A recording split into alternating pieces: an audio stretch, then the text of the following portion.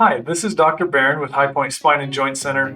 I wanted to make a short video for you today explaining your cervical disc lesion, what it is, and more information about it, as well as helping you understand some of your treatment options in the office or in our clinic, and some of the things that you can do on your own to help as well.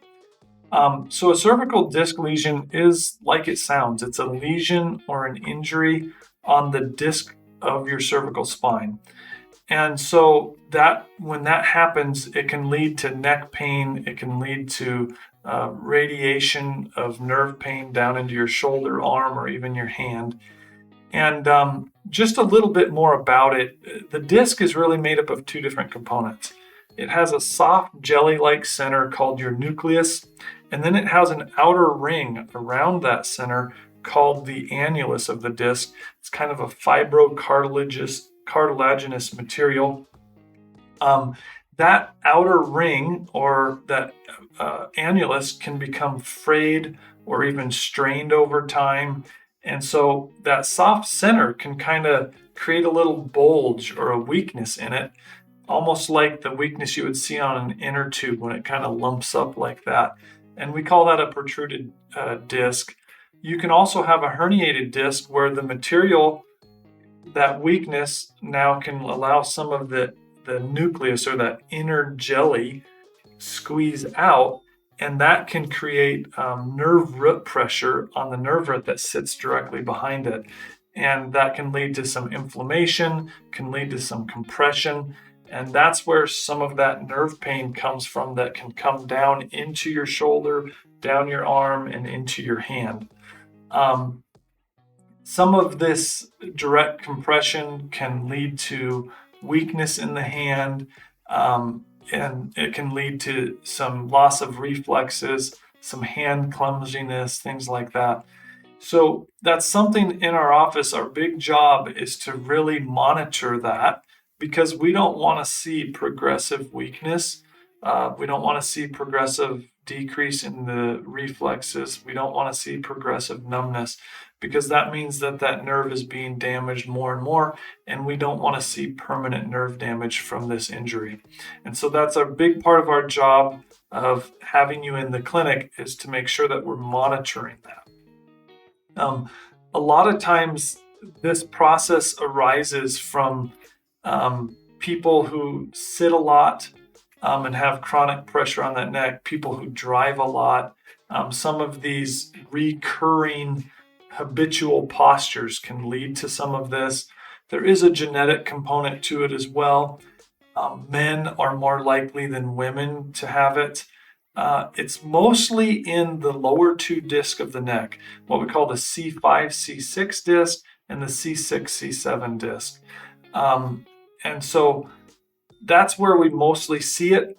Because it's mostly in those two discs, then it affects the lower nerve roots in the neck, which lead to pain. Usually in the C5, C6 will lead to pain that's in this thumb, this index finger, but sometimes we'll see it in the C8 nerve root, where it comes down into this little finger in the side of your hand as well.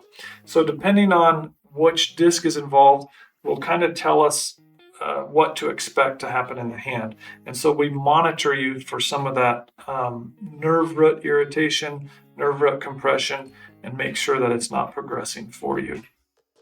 Some of the treatments we do in the office will usually utilize some sort of joint manipulation or adjusting to try and make sure that the joints of the neck are moving correctly, so that we can avoid segments being restricted, and that we can share the motion throughout the entire neck, so that we're not overstressing certain discs in the neck. And that can be very helpful at relieving pressure and relieving stress on that disc.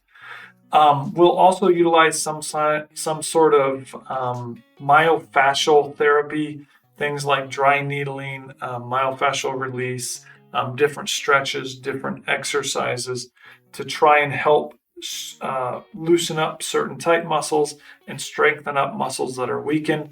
And this can help interrupt some of this spasm and some of the inflammation that's associated with this disc problem. With cervical disc lesions, we also utilize traction in a lot of cases, or what we call decompressive therapy, where we put your head in kind of this carriage device, and we utilize a computerized winch system to kind of pull and relax and oscillate between a pulling pressure and a relaxing to help milk that disc. It can help suck in protruded disc material, help stretch and relax deep neck muscles that are creating some of the spasm and some of the pain.